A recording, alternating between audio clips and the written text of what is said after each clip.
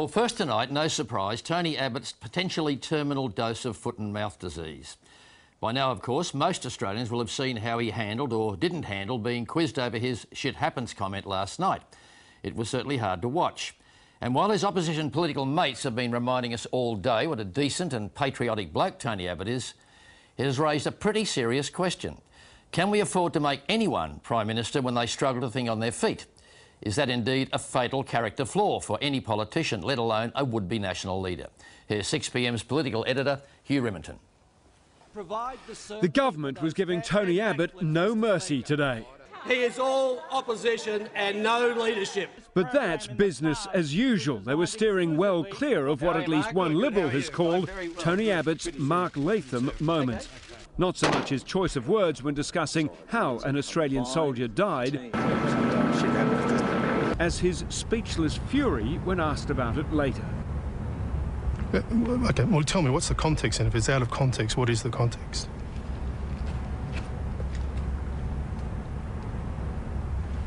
You're not saying anything, Tony. I've given you the response you deserve. I think people who look at that footage will draw their own conclusions about Tony Abbott. There's no shortage of coalition MPs and military experts defending his comments in Afghanistan. There are few people in our country who are more patriotic than Tony Abbott. The suggestion that he would be in any way making light of the death of a soldier is quite insulting. Tragedy happens in war, and that was very much the context of that conversation. But the long volcanic silence is intriguing, says communications professor Catherine Lumby. Tony Abbott was visibly shaking, but the most extraordinary thing was him not saying anything. The question is what people conclude from it. Some people will see this as evidence that he's a real person, you know, that there's passion behind the politician, and perhaps the public wants to see more of that. Other people will say, well, as a senior person, as a leader, it's your job to mask your emotions and to keep yourself in control. In the thousands of words politicians speak every week, they're often remembered for just a few. Stuff happens, and it's untidy, and freedom's untidy, and free people are free to make mistakes and commit crime. Former US Defence Secretary Donald Rumsfeld now regrets saying stuff happens.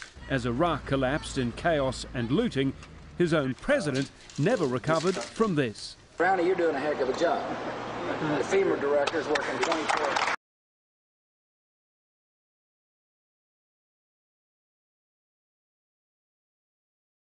That hundreds died. Americans fell out of love with Bush that day, and he never got them back.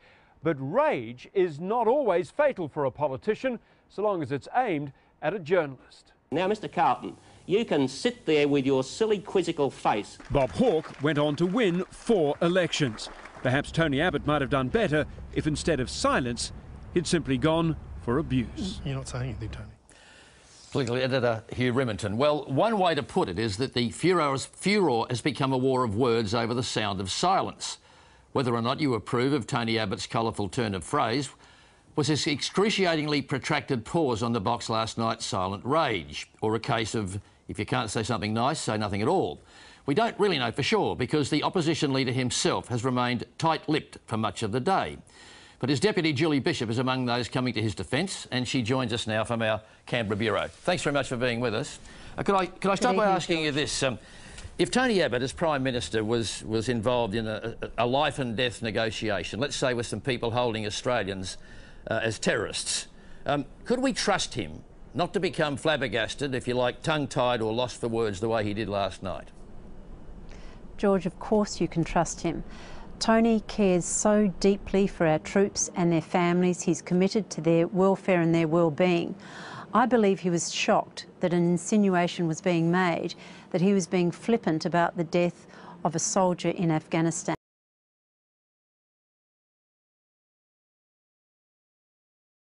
He responded to the journalist. He had nothing more to say to keep the story going. But to be wordless, if I can interrupt you there, to be wordless, he was speechless, his lips were trembling. It was more than shock. There was something going on there. What do you think was going through his head at the time? I mean, he does have a history, we know, for gaffes. We could talk about that. But what was going on when Tony Abbott was standing there staring, almost giving that journalist the Julie Bishop death scare? I reserve that for special journalists on special occasions. But I believe Tony was deeply concerned about the impact that this would have on the soldier's widow, Becky. After all, Tony went straight from that interview to the phone to ring her and discuss it with her. She put out a statement saying she had no issue with Tony Abbott. She wanted to leave it there. And I think out of respect to her, we should do that. So it's, of course, you can look back in hindsight and say, well, I would have done it differently. But put yourself in Tony's shoes, caring as he does for our troops and their families. Yeah, and this understood. insinuation was made. Understood. Let me say, I personally and professionally didn't find what he said offensive. It's the sort of thing that gets said in those situations. But the fact is, he's got a history for this sort of... It's not the first time he's used that phrase, shit happens. During the election campaign, he actually said, Julia Gillard says yes when she really means... or no when she really means yes. I mean, this sort of thing, blurting things out the way he did is one thing, but then last night what people are really anxious about is he was flabbergasted, he was tongue-tied. Well, Tony's himself, he's not scripted. He's, to use his phrase, fair dinkum. He uses phrases that are part of the Australian vernacular. The film footage in question was shot by the Defence Department in Afghanistan. He's standing around with a bunch of soldiers and they're talking about deeply troubling issues. Sure. And he's talking as they talk. Now, yeah, for I think that to be then taken out of context, sure. George, Yes, I think it's pretty We've heard unfair. that explanation from both Tony Abbott and your colleagues, but we're not talking about that now. We're talking about this very strange behaviour of when confronted by a journalist, rather than say the wrong thing, he said absolutely nothing. Do you think maybe it was anger management that we were seeing? Tony Abbott was worried, if I say anything now, I'm in trouble. No, I believe he was shocked by the insinuation that he was being flippant. I think he really was, and I think it was going through his mind that he had to speak to the widow because he didn't want it to be taken out of context to offend her.